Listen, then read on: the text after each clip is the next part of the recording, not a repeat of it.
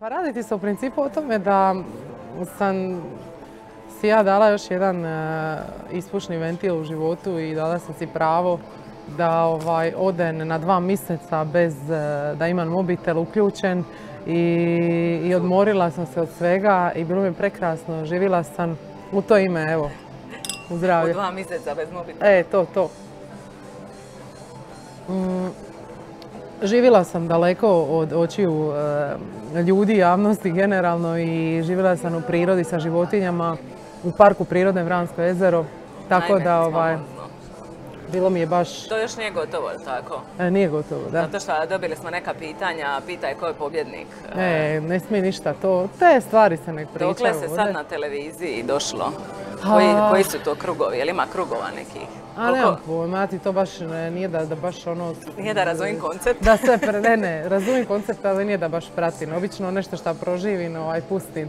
Tako da, tako je sad i s tom farmom, ali mislim da je negdje na sredini, mislim da će se emitirati do Božića nove godine. Tako. A jel? Da. Znači tamo ste još svi u kratkim rukavima? Da, to je bio 8. mjesec. Bija nam je Jurica ovdje, on je bija taman prije nego što je otišao u farmu. Aha, Juka. Juka nam je bija tu, tako da si nam u principu ti već drugi farmer. Jej! I svi farmeri slobodno možete, dođite kod nas da vidimo, možete tamo oko Božića, a pogotovo pobjednik može doći. Znači ti u principu znaš ko bi mogao biti pobjednik? Ja ne znam ništa, ja sam tu sa električnim romobilom.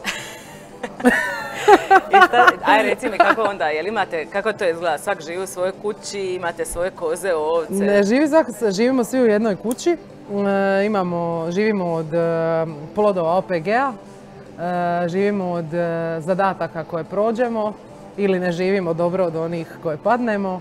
Imamo svaki tjedan zadatke da se nešto izradi, da se od manufakturne proizvodnje do poljoprivrednih ovih proizvoda pa trgovina, ovo ono.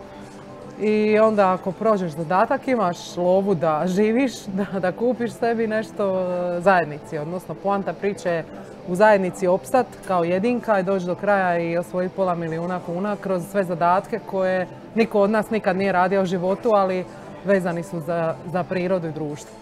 Ali jel ti onda od svih tih zadataka nešto bilo zanimljivo da ćeš nastaviti ili kupovati te proizvode, isključivo takve proizvode, jel imaš? Evo ja inače, za sve koji ne znaju, dragi gledatelji, sam u procesu kupovanja krave. Da, ozbiljno.